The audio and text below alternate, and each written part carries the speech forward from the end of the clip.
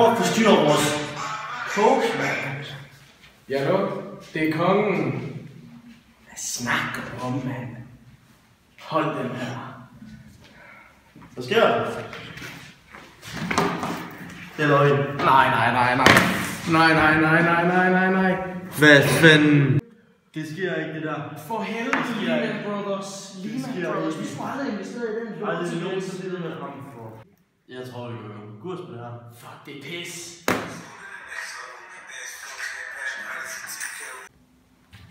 Hey, Bruno. Ja. Jeg har en idé. Bare fordi vi gik konkurs på grund af finanskrisen, betyder det ikke, at vi skal være broke for life. Vi starter en ny virksomhed op. Hvad tænker du? Jeg er enig. Hvad siger du? Jeg tænker casual streetwear. Men til ikke alt for højt pris. Nej, det lyder fedt. Hvad gør vi? Ja. Hvad skal virksomheden hedde? Nå ja, snit til. Det er et trænernavn. Det er ikke så gerne. Ja, og det skal jo være sådan også sådan en handelsvirksomhed, men man tænker, du skal være anpartsselskab eller bare en hel masse. Jeg tænker, anpartsselskab. Ja, okay. Skal gerne op med. Ja, men altså hvad med hovedkontor? Hvor tror du, vi kan lægge henne? Er der ikke noget på Halsensvej 4 eller sådan noget? Hvad med en praksis? Jeg hørte, at vi skulle være noget ledet i det her med der kan vi butik. Butik? Ja. Yes, faktisk. Jamen så har vi sgu en butik dernede. Og så kontor på Halsensvej 4. Ja. Det er cool. Men altså, hvad sådan, kan du med på, at de sælger det der casual street? Skal det kun være til kvinder og mænd? Eller nej, skal det være til både kvinder og mænd, eller skal det kun være til mænd? Men, ja, men det er ikke kvinder, der er ikke sådan noget. Hvad tænker du, når vi skal skyde ind i virksomheden? 2 millioner? Nej, kapital på 2 millioner. Ja. Skal vi gøre det? Det var cool. Ja. Hvad gør vi så med vores idé om det? Vi er nødt til at have et eller andet, fordi vi kan starte op. Det er ikke bare en fest, ligesom sidste gang. Hvad har du nu i tankerne? Nej. Det er ikke så svært. Giv mig 2 sekunder.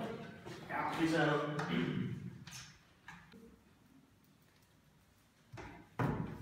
Sådan der. Hvad siger du til det?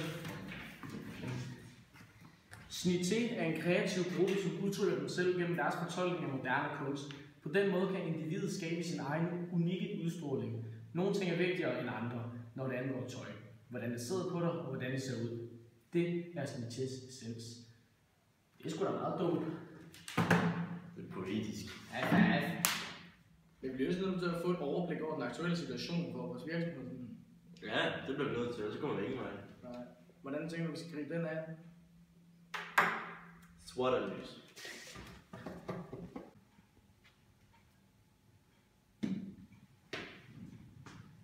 Sådan her. Det er så fandme godt, du det gør. Jeg er enig. Det må også sådan med mig. Ja, men vi er nødt til ligesom at konkludere, at vi er en nyhedsledet virksomhed, og det kan så være en svag side for os. Det er lidt usikkert, om vi kan overleve. Nu er det ikke klart. Men jeg har en stærk side med globalisering og så videre. Vi har selvfølgelig også et unikt D-grundlag, altså. Det har vi. Også D-grundlag, det er de skal ikke. Ja. Men en mulighed, som sagt, det kunne jo så også være, at der ligesom var en stigende interesse for casual streetwear, men altså, man kan også vente, når man så siger, at en trussel det kunne være, at der var mindre interesse for casual streetwear, fordi vi kan jo ikke spå, hvad der er på mode. Vi ved jo bare, hvad der er moderne lige nu. Men hvad fanden, hvis vi ikke prøver, så kommer vi ikke med. Nej, det gør man ikke. Så lad os. Men så tænker jeg bare, vi gider sgu ikke sidde og lave alle de her regnskaber og papirarbejde selv. Nej, det er fandme kedeligt. Kender du ikke nogen? Vi skal bare have penge. Kender du ikke nogen, der kan gøre det for os? Jo, nu du siger det, så tror jeg faktisk, jeg gør. Skriv det til dem. Så, de kommer fra papirarbejde. Fedt af det. Jamen, jeg håber, de kommer. Det må snart være. Tror jeg også. Nå. Hej Karina. Hej Marianne. Hej. Hej. Nå, Bare til plads. Ja, det gør vi nok. Og I var klar på jobbet? Det har vi da. Selvfølgelig. Perfekt, så får I bare lige sådan her, hva'? Værsgo. Og så ellers er det bare... Bare get started. Så glæder vi os til at se et godt stykke arbejde. Jamen, det ligner jo lort, det her. Ja, prøv at se. Ja, det må I rode med. Det er jo arbejde med. Det må I rode med. Ja, langt, man skal. Åh, gud. Jeg har allerede lige været. Nå, fedt, skal vi komme i gang? Ja. Og alt det er jo bare rundt rundt sådan. Altså prøv at se bare for alt det, de har planlagt. Det giver ikke. Jeg skyder på, jeg fortsætter, at det får underskud. Ja. Jeg er 100. Jeg tænker, skal vi ikke bare gå i gang med at vurdere, hvilke aktiver vi skal have, når vi finansieres? Okay. Jeg tænker, jeg har skrevet lidt op. Kan du så ikke bare lige læse det op for mig? Ja. Først det er inventar. Okay. Det skriver vi ned. Yes. Så har vi kasseterminal. En kasseterminal, ja. Det giver mig også meget god mening. Og bankindestående til allersidst. Og bankindestående, ja. Ja.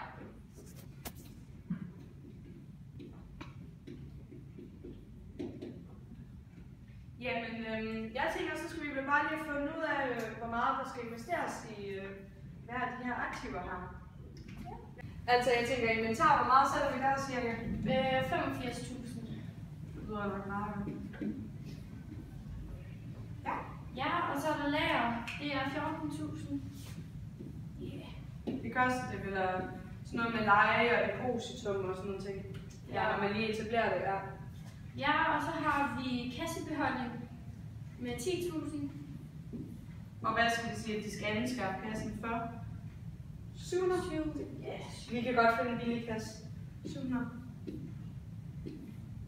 Og så har vi bankindestående, som er de 2 millioner til skud i. Ja.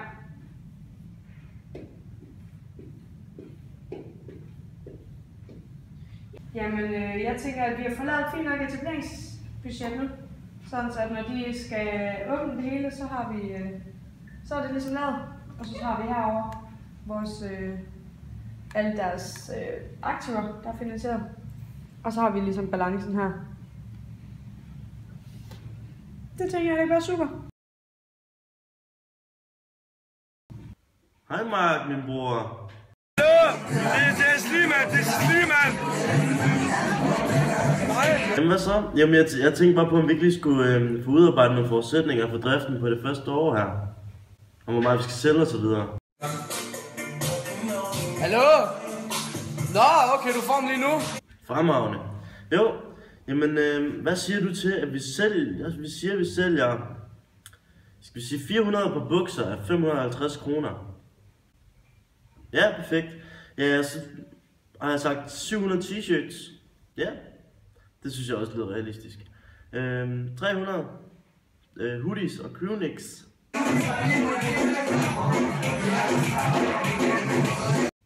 Godt input, Mark. Ja, det synes jeg også, vi skal. Perfekt.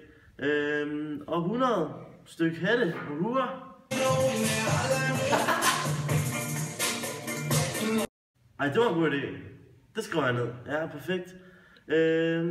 Og så skal vi også lige sælge underbukser. Skal vi ikke det? Jo, skal vi. Skal vi sælge 200 af dem?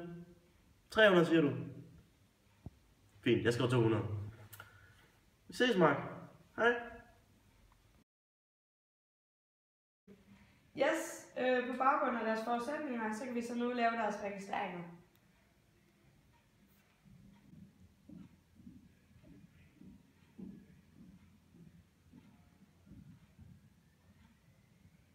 Yes, og så kan vi så sætte det hele ind i en saldobalance.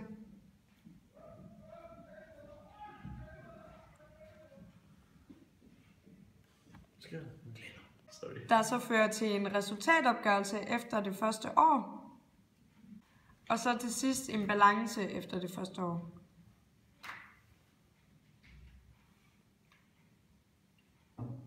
Vi kan nu konkludere, at de har underskud i virksomheden. Jamen, så er vi jo egentlig færdige. Yeah. Det endte ikke så godt for dem, men vi har fået lavet vores arbejde. Så. Yes, så er vi færdige. Nu har I årsregnskab og balance af det hele. Det spiller bare. Yes, tak for arbejdet.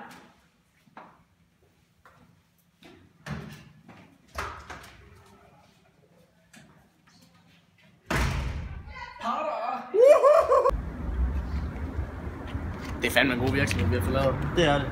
Efter alt det hårde arbejde, så er den endelig færdig. Ja. Men bare se, om det kan gå.